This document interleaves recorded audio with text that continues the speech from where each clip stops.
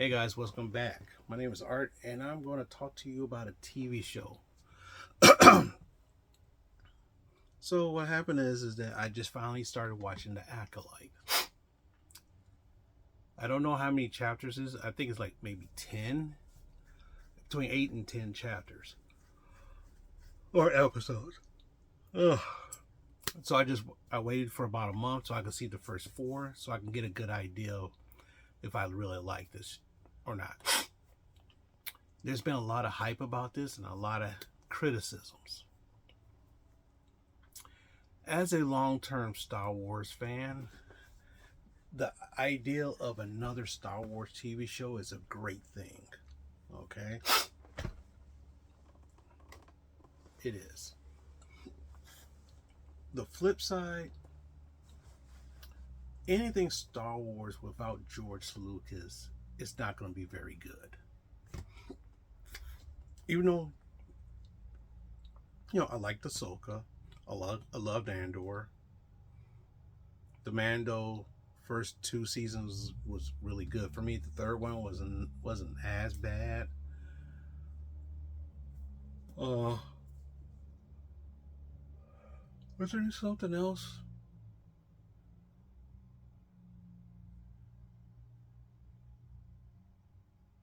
Can't think of if there was another TV show or not. Probably not.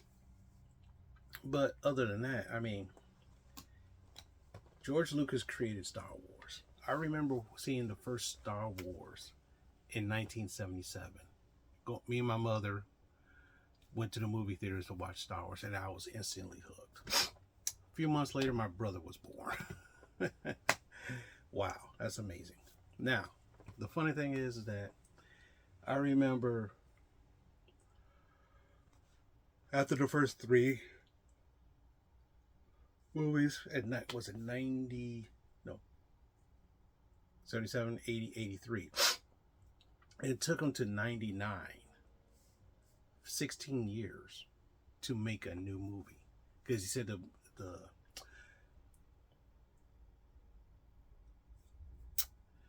technology wasn't up to par for what he wanted. He made the trilogy, of course. I watched the first Phantom Menace and the Clone Wars, Attack of the Clones, I think in theaters, and I think I saw Revenge of the Sith on video. And I remember people was saying, George Lucas destroyed Star Wars. George Lucas destroyed Star Wars. And I try to tell people, I say, how can you destroy your own creation? Well, because of, after Return of the Jedi till then, it was the expanded universe. People took their interpretation of Star Wars under George Lucas and okay, fine. And they created how the Force worked. They created this, they created that. They created the Knights of the Old Republic, which I love that area. They created this. The only thing they couldn't create was Darth Vader Jedi. Okay. In the future, Rogue Squadron, whatever. They did all that stuff. And the problem is that after so long, there was so much out there that people assumed they understood what Star Wars was. Until George Lucas said, no, this is how Star Wars really is. And of course, the people just didn't like it, especially the midichlorians. But, this is how it is.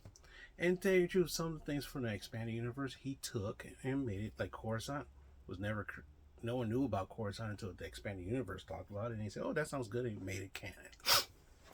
And then after the second trilogy became his canon. So basically the canon was the movies. Anything he made and it was the movies was official canon.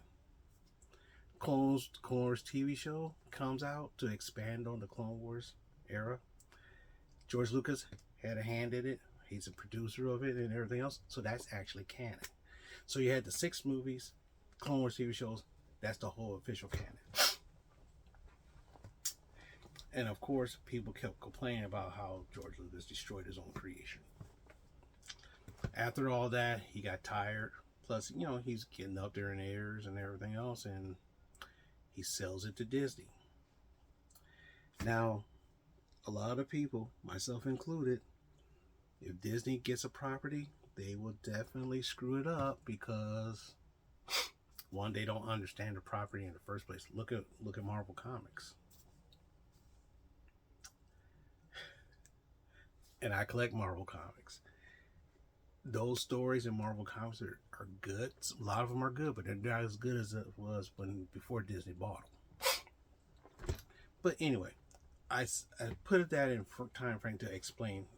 I'll tie the Acolyte into it. So I'm trying not to do any spoilers. I'm assuming that a lot of people have seen at least the first 4. I just finally watched it after a month. At first, when I heard about the Acolyte, I was like, oh wow, that's going to be great. Finally, a Sith-based story. That's what my thought was. And after that, I just left it alone. And then when stuff started coming out, the basic time frame, I was like, oh, okay, the High Republic era. Okay, right before the Phantom Menace. All right, cool. Oh, this is 100 years now. It was like, okay, cool. I was like, all right, cool. That's untapped territory. They could do whatever they want in that time frame.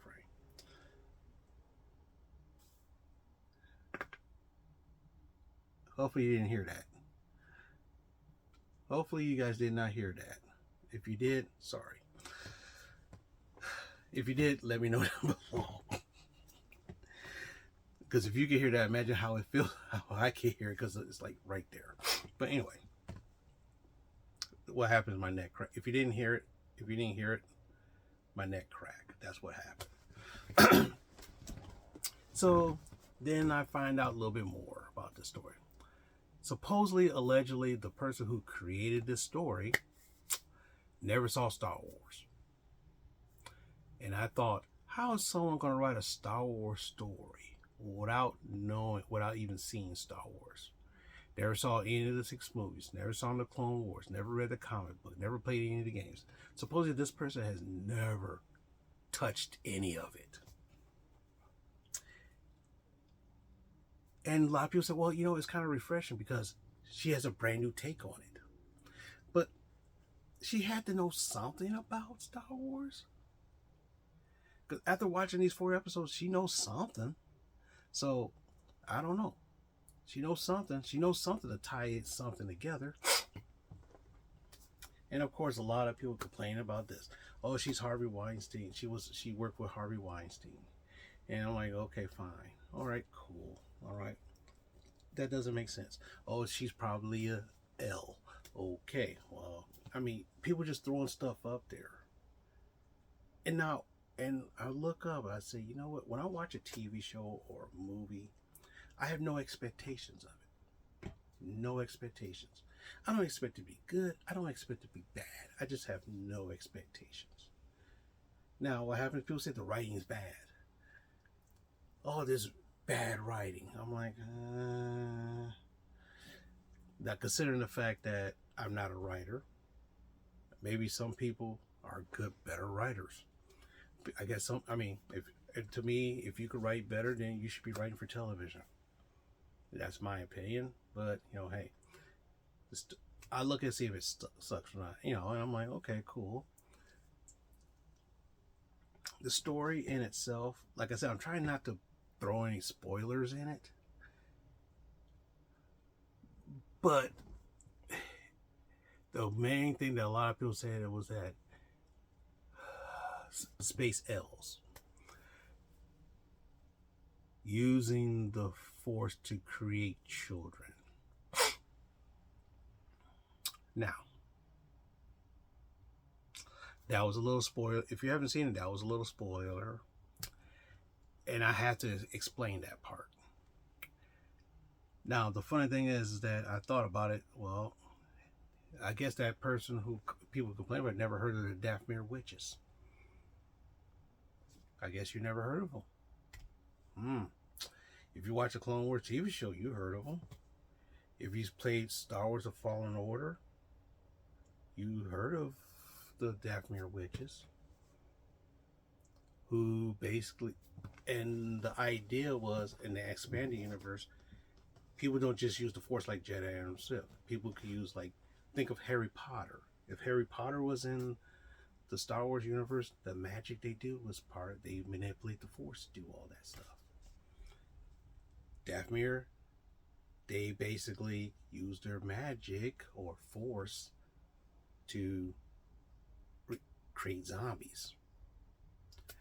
So, what makes you think they can't? If they can create zombies, well, they might be able to create life.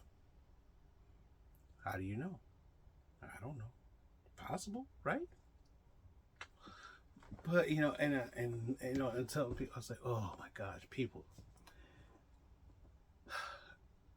Now the thing is that if this person here, Leslie what is her name again?